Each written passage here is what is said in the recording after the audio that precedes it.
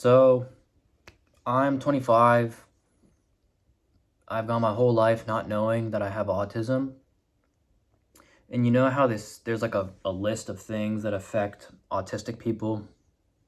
Loud sounds, textures, whatever. Like when you think of autism, there's this list of like whatever affects them, right? Um, this is just something interesting I'd like to share. I've gone my whole life listening to loud music constantly, and I never knew I was autistic, right? So how can that be? How can two things be true at the same time? If autistic people don't like loud sounds, how can I have been autistic and listened to loud music my whole life and enjoyed it? How does that work? Well, that's where this gets interesting. So, I had basically a bunch of physical issues in my body, which led to me realizing, oh, I got a diagnosis, I have autism, and we found out that that's kind of the root as to why there's so much stress in my body. And something that's just kind of interesting is that um, I'm trying to de-stress my body. I'm trying to de-stress my life. I learned that I have autism, and so I learned that there's this list of things that can upset autistic people. And I realized, okay, I fit in this list somewhere. Um, and as I de-stress, as I regulate my nervous system, some physical symptoms are getting a little bit better, right? I'm able to take the edge off.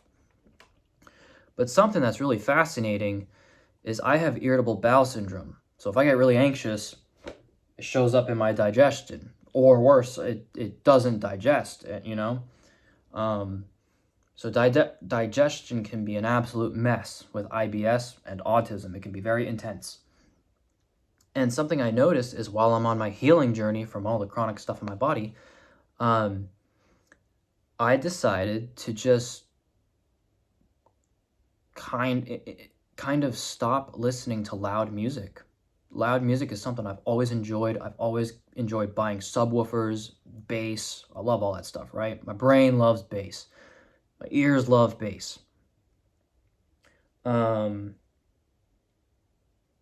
But I decided I lowered the volume on all my music, and instantly, when I've been listening to music at a lower volume, my heart rate is lower.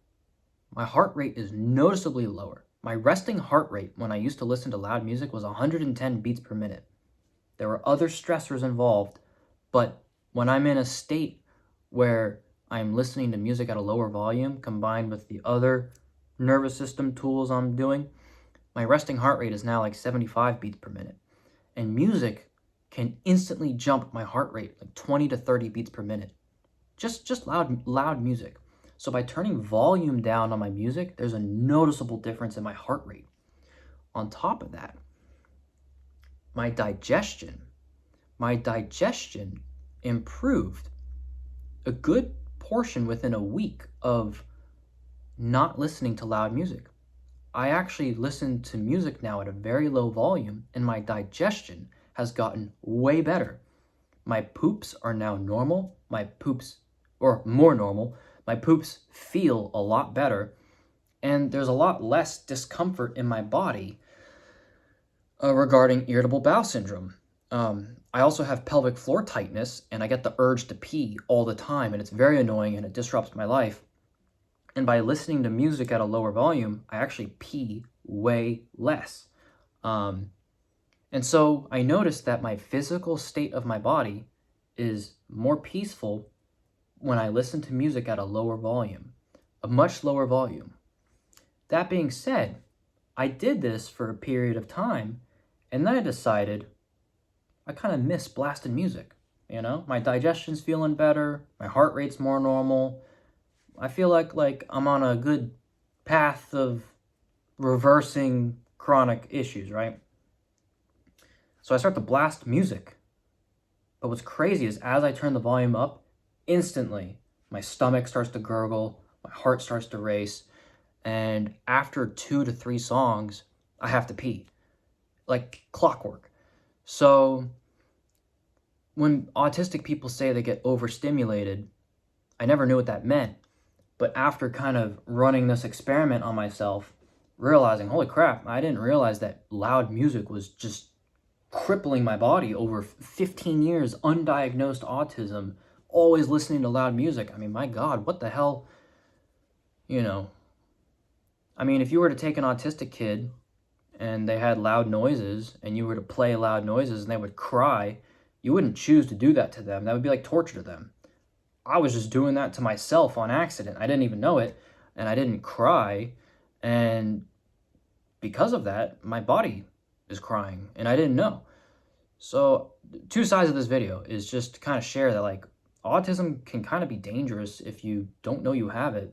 I didn't know I had it, and I guess, you know, other people from a young age would see an autistic kid cry and say, let's not play that music that loud. But if the symptoms look different, they can go unnoticed and they can show up in your body. I don't know. I just think it's kind of crazy.